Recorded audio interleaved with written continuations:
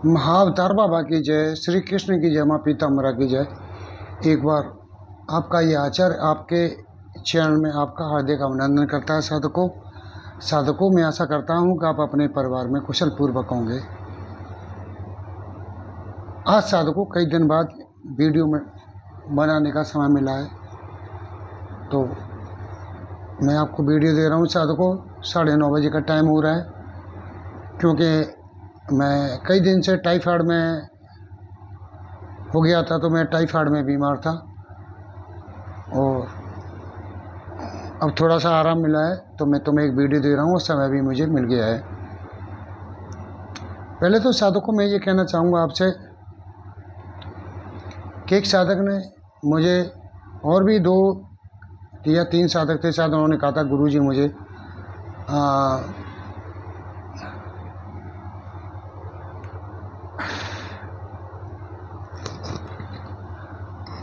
जिन्न के वीडियो डालो। तो मैंने एक ही जिन्न का वीडियो डाला, तो दूसरे साधक ने कहा, मना कर दिया कि गुरुजी जिन्न की वीडियो मत डालो। तो मैं उन साधकों को बताना चाहूँगा कि मैं जो भी जिन्न का वीडियो डालूँगा साधकों, वो जिन्न ऐसा होगा, अगर सिद्ध भी नहीं होगा तो तुम्हें कोई नुकसान भी नहीं करेगा। मैं पहले भी कह चुका हूँ कि सारी मेरी साधनाओं में मैं ऐसी ही साधना डालता हूँ, सात्विकी या राशि साधना ही बताता हूँ, जिनमें अगर साधक को कोई साधना सिद्ध नहीं होगी तो उसे नुकसान भी नहीं होगा, और सिद्ध भी हो जाएगी तो भी कोई आगे भविष्य में नुकसान नहीं होगा, फलीभूति होगी उसकी। तो इसी तरह ये जिन्नों के बारे में है।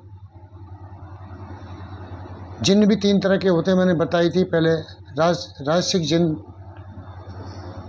जिन्न और तामसिक जिन्न। मैं जो भी साधना डालूँगा, चाहे हिंदू की साधना हो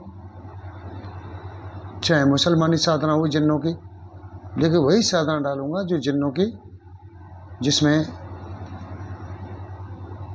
किसी साधक का नुकसान न हो। और वैसे भी मैं मंत्र नहीं बताता हूँ, क्योंकि हो सकता है साधक, मैंने देखा है साधक यूट्यूब से उठा के साधना कर लेते हैं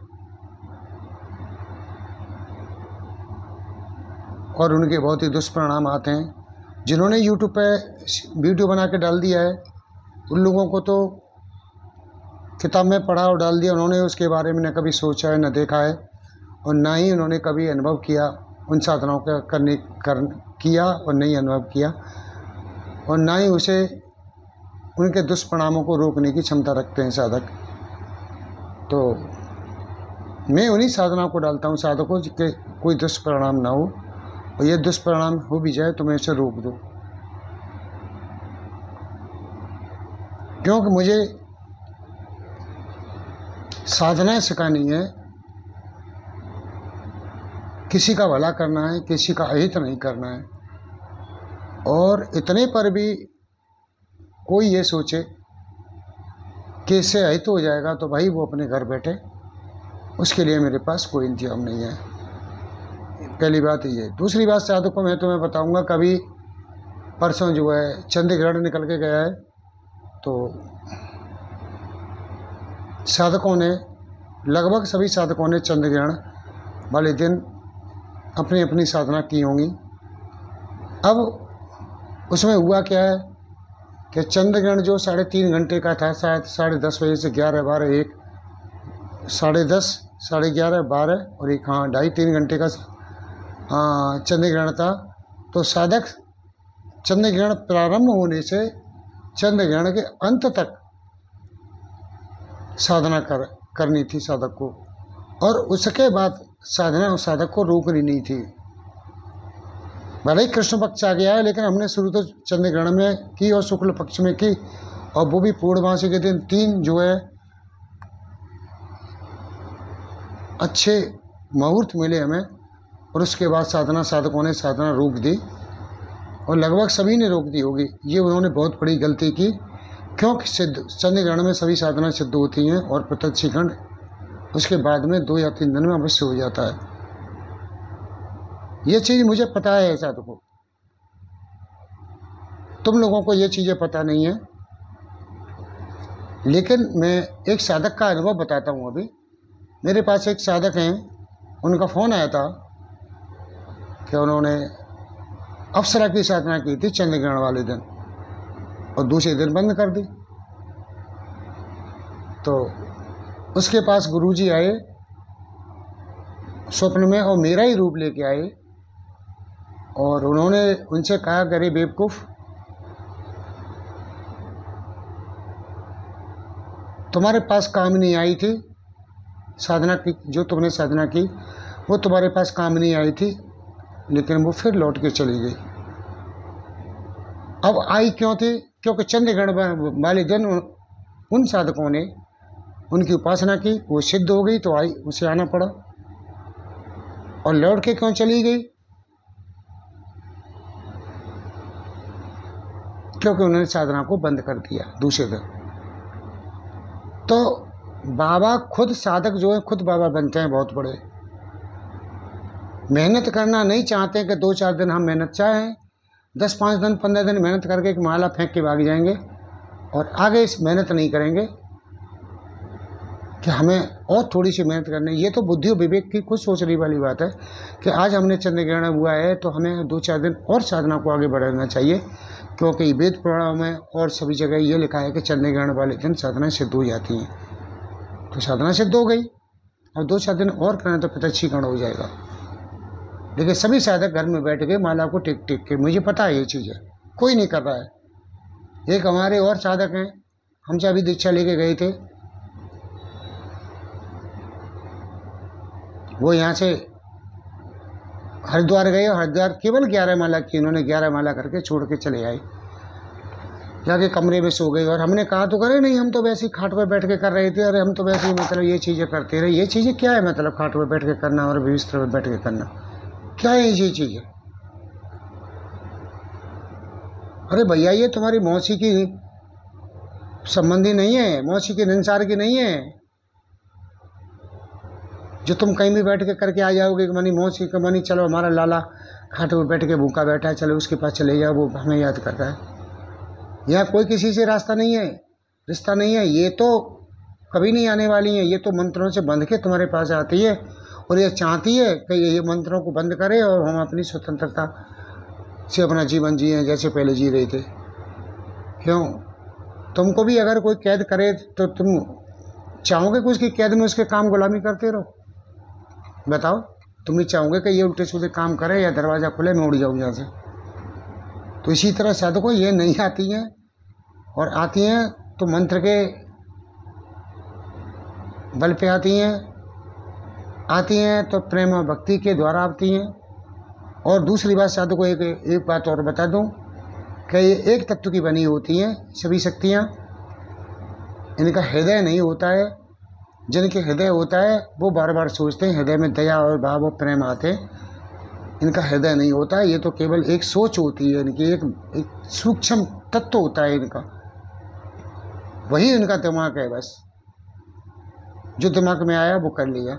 जब दिमाग में रही किसके साथ रहना है, प्यार दिमाग में प्यार बना रहा तो बना रहा, और प्यार नहीं बना तो उसने उड़ लिया, भाग लिया।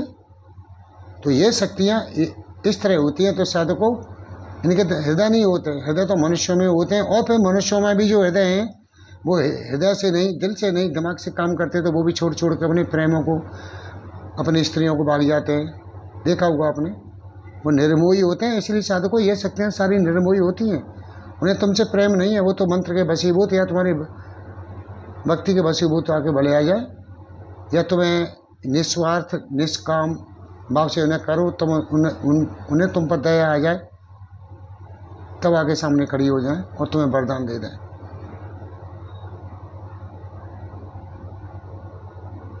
नहीं, अन्यथा साधकों ये नहीं आती है। और जो साधक अपने को सिद्ध कर लेता है उच्च शक्तियों के द्वारा, उनके मंत्रों की, वो साधक जो करता है तो उनके मंत्रों की आवृत्तियाँ बहुत तेज होती हैं। और अपने को स्थिर करना जानता है साधक, अपने को एक चित्त करना जानता है, तो जल्दी सिद्धि कर लेता। अथवा जो साधक भोला वाला होता है और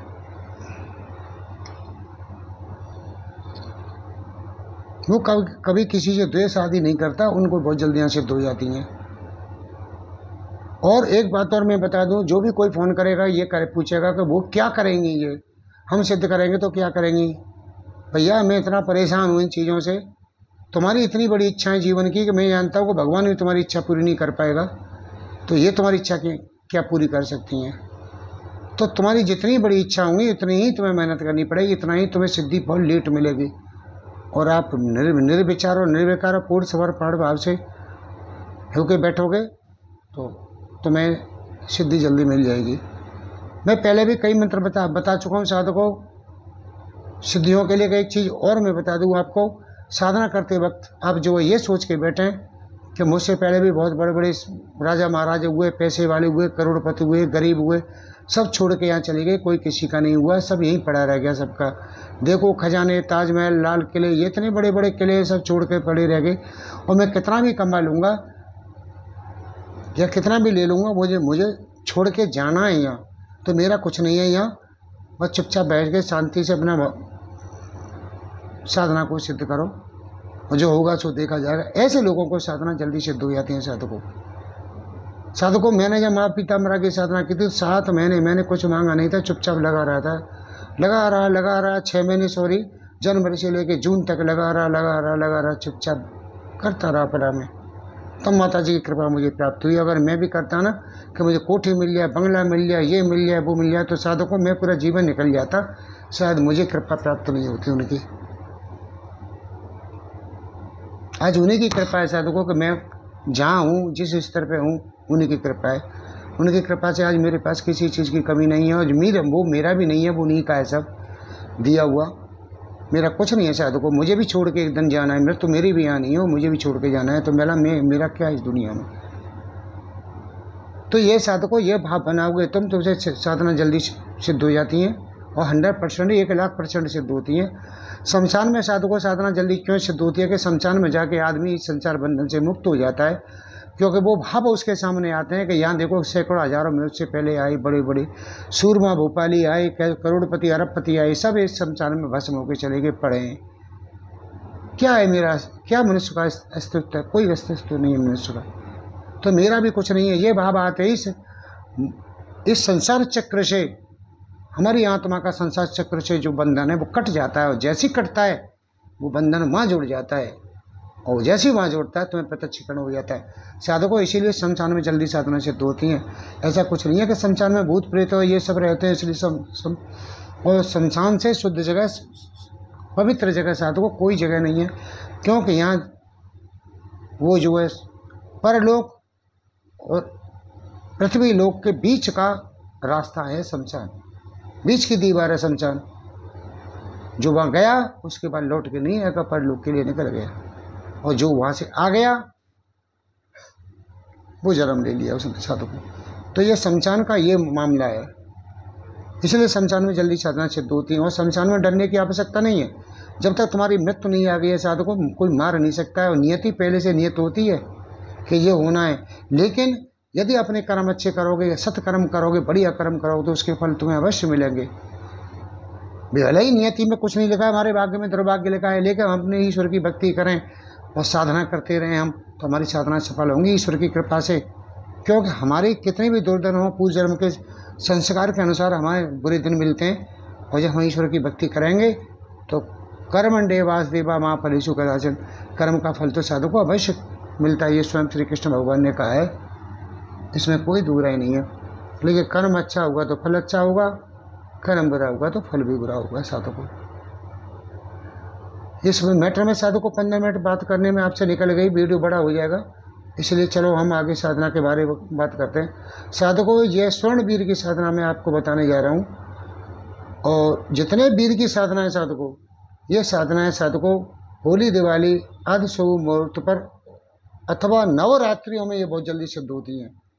नवरात्रियों में साधु को वीर साधना 100% सिद्ध हो जाती है, क्योंकि जितने भी वीर हैं साधु को, उनमें वीर 2 कैटेगरी में आते हैं, एक राशि और एक तामसिक। तामसिक वीर हो चाहे राशि वीर हो, तुम उन्हें शमशान में कर सकते हो।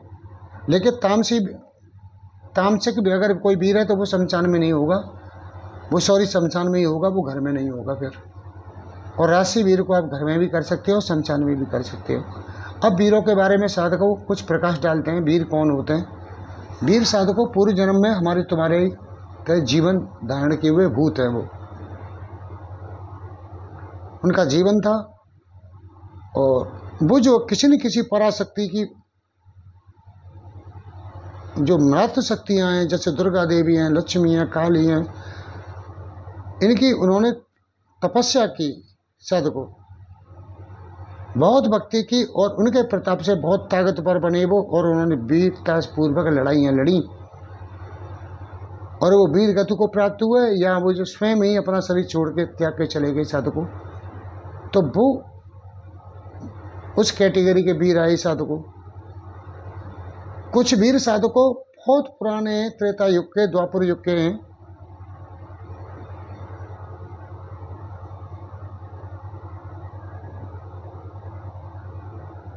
वो भी उन्होंने जन्म नहीं लिया, वो भी वीरों में आते हैं। वामन वीरों की बातें आती हैं साधकों, तो वामन वीर जो है हम जानते हैं, ये वामन वीर साधकों द्वापर त्रेता से ही हैं वामन वीर।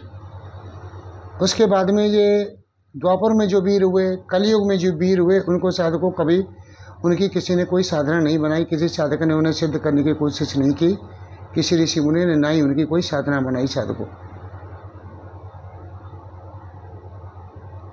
तो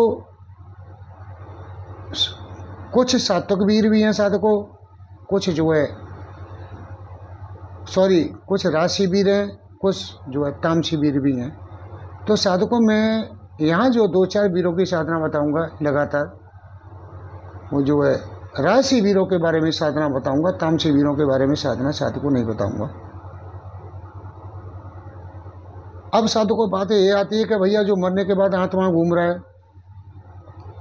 वो तो तामसिक ही हुआ, वो तो प्रेत ही हुआ। हाँ साधकों ये प्रेत ही हैं, लेकिन ये वीर की पद श्रेणी में आते हैं, पावरफुल हैं, ईश्वर की मुझे उन्होंने कोई किसी माँ देवी भगवती की साधना उपासना की है, तो इनको जन्म नहीं मिला, माता जी के साहित्य में पहुँच गए, माता जी की सेवा में पहुँच गई है। ये वो वीर हैं साधकों। इनके इसके अलावा जो अभी कलयुग के वीर हैं, जैसे पृथ्वीराज वीर है, ऊदल वीर है, चंद्रगुप्त मौर्य हैं, ये और भी बहुत से वीर हैं साधकों, जिनके नाम जो है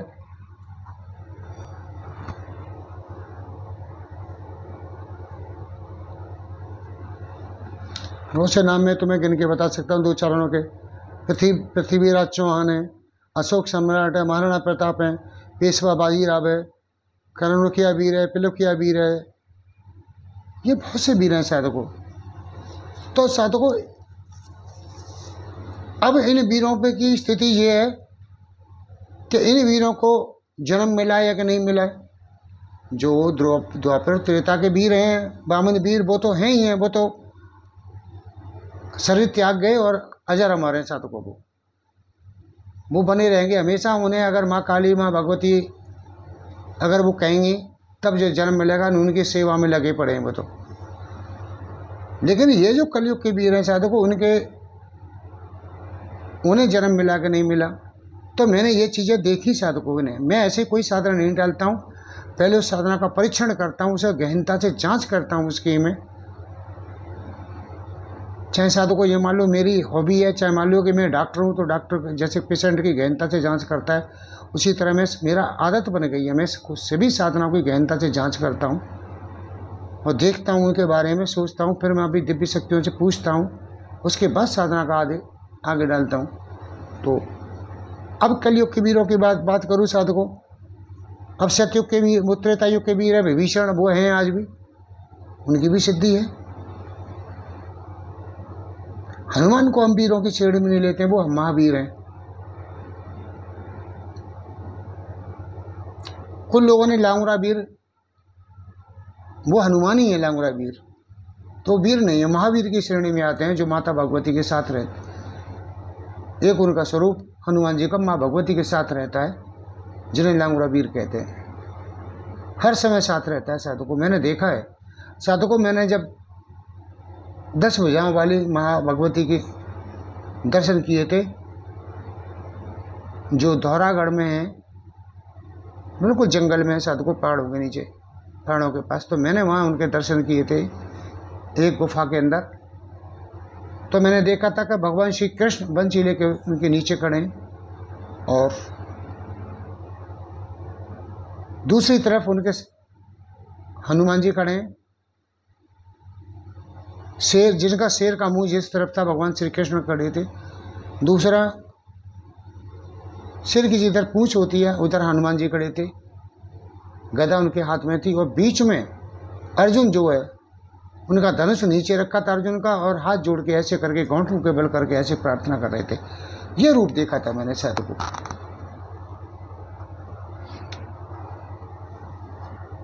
ये बहुत पुरानी बात है, साधु को कई साल पुरानी बात हो गई, जब मैं दुर्गा सप्तशती के पाठ करता था जब की बात है।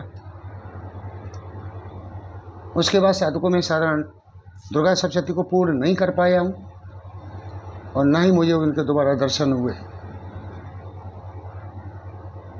तो ये साधकों, ये वीरों की मैं जो बात कर रहा हूँ, ये वीर जो है, अब जैसे का नाम मान के चलिए चंद्रगुप्त मौर्य हैं, चंद्रगुप्त मौर्य साधु को वीर हैं और आज भी यहाँ विद्यमान है, उन्हें जन्म नहीं मिला है।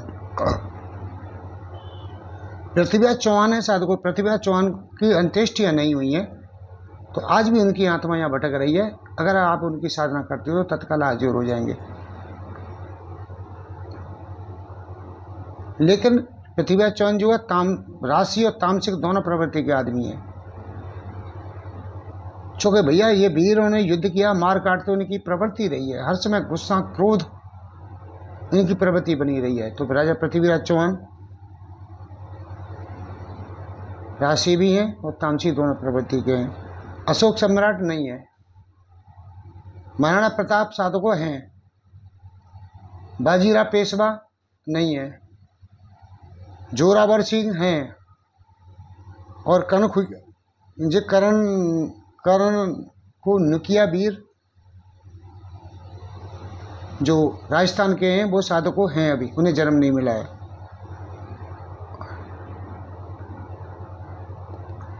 और राजा विक्रमादित्य साधको, इनका तो साधको कहना ही का है, ये तो जो गंधर्व बन चुके हैं। अगर कोई साधक इनकी साधना करेगा, मैंने बहुत पहले कोई साधना डाली थी साधकों इनकी, लेकिन कई लोगों ने फ़ोन भी किए थे, 2-4 लोगों ने, लेकिन वो बताए तो उन्हें क्या है, मैंने अरे राजा विक्रमादित्य की साधना कहाँ से आ गई, डॉक्टर महेश शर्मा इतने बड़े सिद्ध नहीं हो गए, इतने बड़े कलाकार नहीं हो गए जो राजा विक्रमादित्य की साधना डाल दें, इनको कहाँ से आ गया ज्ञान इसका, चला चूतिया बना रहा है, पैसे ठगने के लिए डोल रहा है।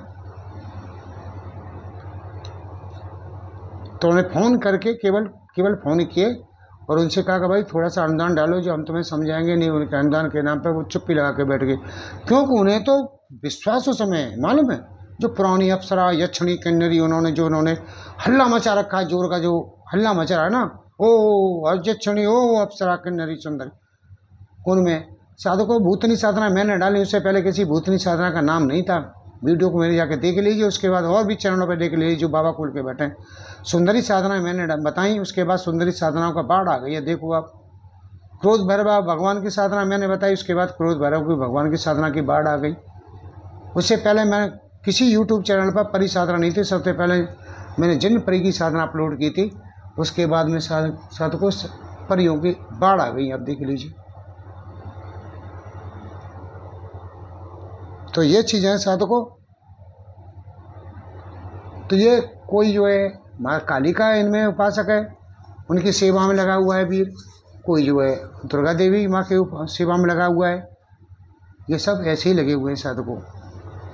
और एक बात और बता दूं, वैष्णव व्यक्ति होगा जो साधक होगा, भगवान कृष्ण की और राम की जो उपासना करने वाले वो साधकों वीर नहीं बनते, वो तत्काल मुक्ति को चले जाते हैं या उन्हें दूसरा जन्म मिलेगा बस। और वैष्णव तो वैसे भी युद्ध नहीं करते, लड़ाई नहीं करते, तुमसे 100 बात कह जाओगे शांत होकर बैठ जाएंगे, भाई बनी बाहर में ना दो, उन्हें माल में करेगा सो भरेगा, हम क्यों उदास। तो साधकों ये वीरों के बारे में एक संक्षिप्त मैंने एक बातें बता दी। वीडियो बहुत बड़ा हो रहा है, 2.5 घंटे का हो रहा है, वो सॉरी आधा घंटा का हो जाएगा। तो साधकों मैंने स्वर्णवीर साधना के बारे में बता दें यहाँ, ये गुप्त नवरात्रि, होली, दिवाली आदि शुभ अवसरों पर साधना होती है। साधकों सभी वीरों की साधना में दक्षिण की ओर मुँह करके बैठा जाता है और जो राशिवीर होते हैं उनके लिए लाल आसन और लाली वस्त्रों का प्रयोग किया जाता है, और जो तामसी वीर होते हैं उनके लिए काला आसन और काले वस्त्रों का प्रयोग किया जाता है। इसमें सरसों के तेल का दीपक जलाएं, एक चौकी बिछाएं, उसके ऊपर लाल कपड़ा बिछा के सरसों के तेल का दीपक जलाएं साधकों, और उसी पर वीर के लिए साधक 3 पान के पत्ते रखें, 3 नारियल रखें साधकों। जो नारियल एक ही बार आपको रखना है। 5 लौंग, 5 इलायची और 5 बूंदी के लड्डू, ये साधकों तुम्हें भोग के लिए रोज रखना है आपके लिए। चल रही है।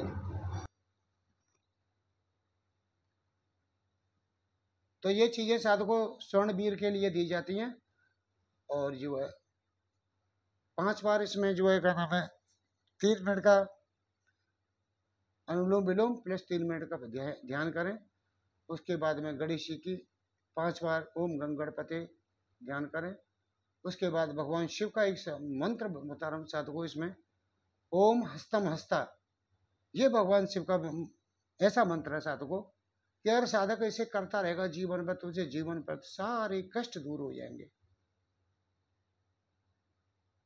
ये मंत्र साधकों तुम्हें कहीं देखने को नहीं मिलेगा, यूट्यूब पे नहीं मिलेगा, कहीं नहीं मिलेगा।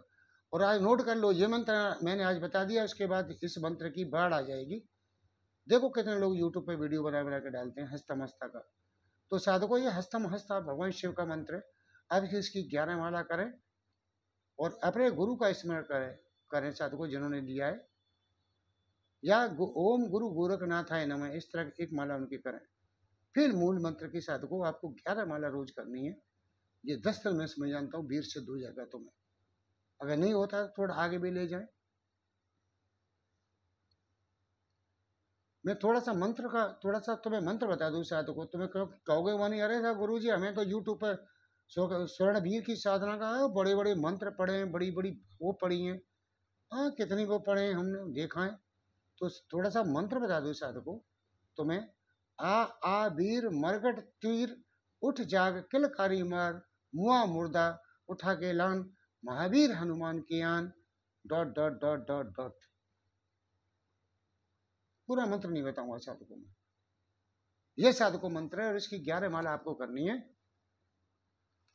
और 11 माला करने के बाद आप जो है वही जमीन पे या आसन पर सो जानी है।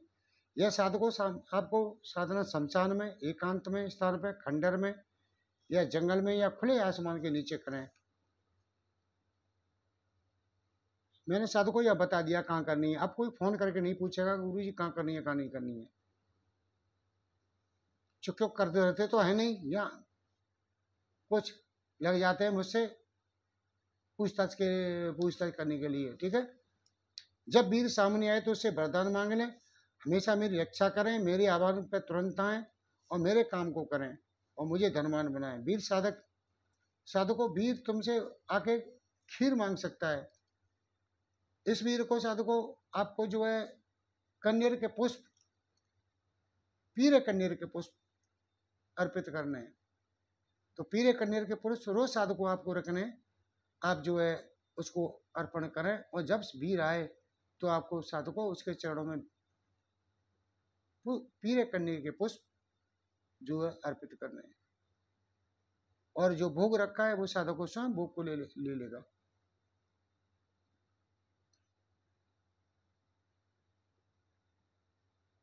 यह स्वर्ण वीर साधकों, इसका रूप जो है बिल्कुल स्वर्ण के समान होगा। और जिसने ये सिद्ध कर लिया साधकों उसके लिए धन की अब मुझे कहने की आवश्यकता नहीं पड़ेगी। इसके साथ साधकों इसकी ये वैसे किसी से कुछ नहीं कहेगा। यदि इसके साधक को कोई टच करेगा या उससे करेगा तो उसे बर्बाद कर देगा, उसे छोड़ेगा नहीं। ये साधक को यहाँ से उठा के वहां उठा के साधक को लेके जा सकता है। आप समझ रहे हो, यहाँ से हजारों कोस दूर उठा के ले जा सकता है। इसकी और भी अनेक खूबियां हैं। और एक खूब और सबसे बड़ी बता दूं साधकों, इस स्वर्ण को चंद जो है राजा विक्रमादित्य ने किया था। वे कहानी सुनते हो ना, एक राजा विक्रमादित्य ने एक देवी की उपासना की, वहाँ ये किया, वहाँ वो किया, ये किया, वहाँ स्वर्ण शुद्धि की। राजा विक्रमादित्य ने स्वर्णवीर को किया था साधु को, जो रोज स्वर्णवीर उसे सोना देता था और राजा विक्रमादित्य तो सोने को बांटते थे। बहुत सी बातें साधकों इतनी गोपनीय होती हैं कि तुम्हें हमें पता ही नहीं है क्या हुआ था क्या नहीं हुआ था। एक भीड़ चाल चल गई है, फलाने जी ने ये कह दिया, ठिकाने ने ये कह दिया, तो वह जो है वही होता है साधकों बस।